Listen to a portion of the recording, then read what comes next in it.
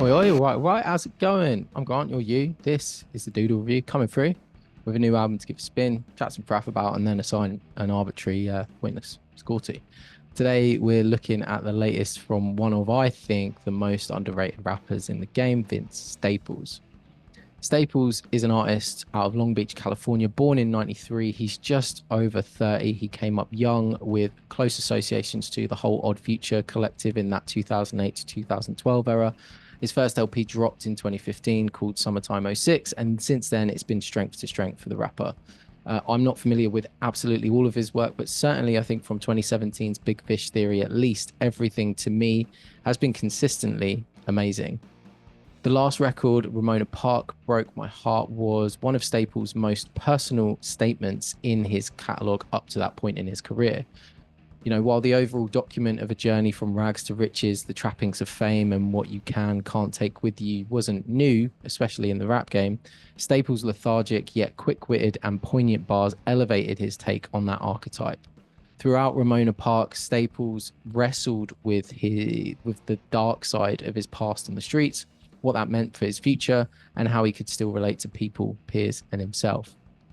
Dark Times finds Staples exploring similar kinds of themes, but from an even loftier vantage point, because nowadays 100K ain't even getting his glance, and he's getting undisclosed amounts from Netflix.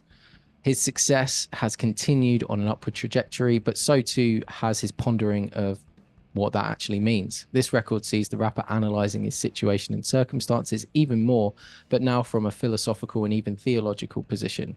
Where's he going to go when he dies? For that matter, where are other rappers, his peers, going to go? How is it that as his success grows, so too does temptation to darker vices? The record opens with an atmospheric introduction before dropping into the deep, heavy beat of Black and Blue, a straight banger out of the gate. It initially presents Staples celebrating success, but as the verses progress, the heavier themes of the album are introduced. Using Tupac as a reference point, who himself raised this query in his own music, Vince starts meditating on where some of his departed peers have ended up after their untimely demise. If Staples is enjoying success now, pretty much living in a state of heaven, then what does that mean for his own afterlife? You sense from Staples' mournful delivery, particularly the overall tone and mood of the track, that laced within these rhetorical statements is a feeling of survivor's guilt, also even a touch of what other artists might call punk rock guilt. On Children's Song, the artist introduces a counterpoint to that guilt because, yes, on one hand, while he has found that success, critical and commercial, he still feels paranoid enough to carry a weapon, even if he's just riding at 10 speed around the otherwise peaceful streets of Pasadena.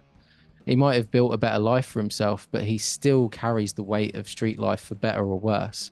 Staples also makes a stand in terms of who he's prepared to take criticism from, squarely aiming the chorus at deadbeat dudes who sponge off the women in their lives and shirk their own parenting responsibilities. A big part of my research for any hip hop album is to trawl the annotations over on Genius, and I'll make no attempts to hide that. As someone whose ear, when listening to any genre, is drawn like a magnet to the instrumentals, I always need help clarifying just what the lyrics actually are. And add to that my, comparatively sheltered upbringing in British suburbia, and now being in the over 30 crowd, the footnotes for slang, abbreviation, or cultural reference points in hip hop are vital for me to have any sort of grasp on the deeper layers at play in the record.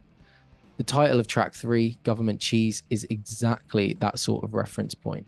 One that would have gone right over my head were it not for the legendary contributors over on Genius. And this particular reference is one that, when you cop it, adds such a cherry on top of an already great tune. The title is a reference to literally government owned cheese. This is a phenomenon of the US in post World War II, where after providing financial stimulus to the agricultural industry, farmers were left with a huge surplus of dairy products that weren't being purchased by the American public, who were hard up at the time. To solve the problem, the government bought up surplus stock across the country, turning that milk into long life products like powders and cheese.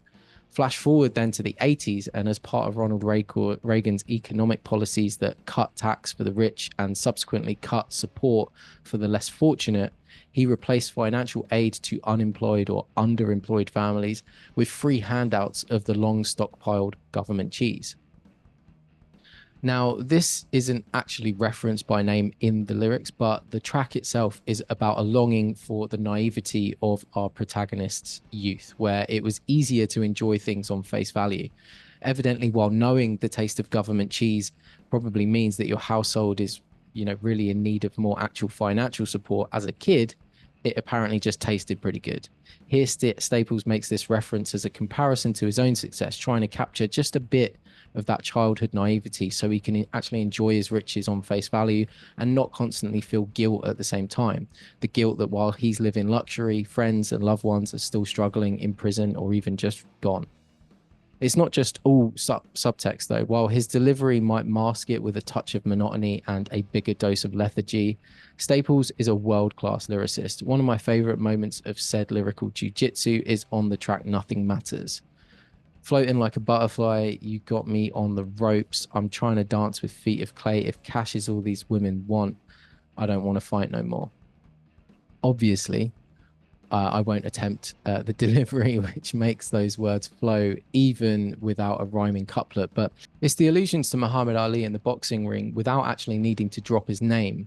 Just the floating like a butterfly partial quote, and then the use of clay and cash is in the following line, an abstraction of Ali's name pre conversion to Islam. It's that level of creativity that bowls me over. It's then followed with I don't want to fight no more, which obviously links to boxing, but also references Ali's refusal to fight the Vietnam War and his very vocal renouncement of the Cassius Clay name itself due to its ties back to his family's slavery in America.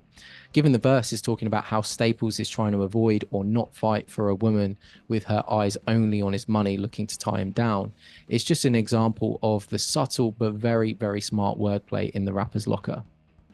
I'm not entirely sure a criticism from me on this topic is valid, seeing as I'm not religious myself, but I do find it interesting that when invoking his faith, particularly about the temptation he feels from the devil, he only ever seems to refer to women and lust. When alluding to misdeeds in his past due to any gang related behavior, the concept of religion or the devil is nowhere to be seen. With that being said, I do like Staples' inclusion of a tale about a woman he's pursuing that manages to enlighten him to some of the misogynist over and undertones in hip hop, and then how he kind of internalizes this on the track Radio. It speaks to the album's quality, I think, that I've managed to go this far and have barely mentioned the instrumentals, all of which are stunning. There's not a dud in the batch. Reflective of Staples' ability to balance a laid back approach that can still drive a solid and sometimes quite heavy hook, the beats here do exactly the same thing. Some of my favorites include the first vocal track, Black and Blue, with classic and familiar piano stabs, clear cutting snares, and even some turntable scratches for an old school flavor. If you like Tyler the Creator, you'll really get a kick out of touches like the bass in that track or the weirdly intrusive high note synth on Government Cheese. Both artists share a fondness for luxury world traveler soundscapes with pianos, reverb guitars, and rim shots, and they like pushing this up against lo-fi, sometimes dissonant touches that manage to give the whole piece an edge that matches the subject matter they're talking about. It's not just the craft applied to the beats, the guitar tone on Children's Song or the tense Hammond B3 organ on Etouffee, for example, but it's the production utilized to really keep every hook feeling dynamic and constantly engaging that I absolutely love. Staples' vocal is slowed way down and backed with a delicate high-end harmony on Shame on the Devil. There's an introduction of a guest vocalist on Nothing Matters, and there's gang vocals on the super catchy Life Hard But I Go Harder hook on Little Homies. All these touches keep the album bouncing along, always interesting and never dragging. All told, this album is another banger in a great discography from Vince Staples, but the wordplay, the lean and succinct track list, the banger after banger production, for me, it might just be his best yet. Schoolboy Q came through with another West Coast belter this year, and it offers a great companion to Dark Times, but for me, this one offers a more focused, more consistent album experience, and I struggle to find really any fault with it at all. I'm going to knock it on the head and give this one a 9.9. That is just what I think, though. What are you lot saying? Let me know in the comments whether you like this. Is this one of your favorite Vince Staples albums? Do you think there's another one better? check out the description for loads of other related reviews that you might actually get a kick out of if you like this one. And if you can be asked to do all that, mate, you may as well subscribe, share some thoughts, show some love, or just have some abuse in the comments. And I'll see you in the next video. Right, if you're still here, if you're someone that likes my content and has plans to actually watch more of it, then this message is for you. I want you to email me, doodlereview.club@gmail.com, put the subject line as the video that you've just watched, and I'm going to send you something cool. The idea here is that I really want to take this community, it's a small one, it's a tiny one, but I want to take it out of YouTube and do something else at some point. I don't know what that is yet, but if you email me, you're going to be the first in line for it, and I will get back to you with something cool based on the review that you've just watched. Other than that, though, take care, mate. Mind how you go. Cheers, them.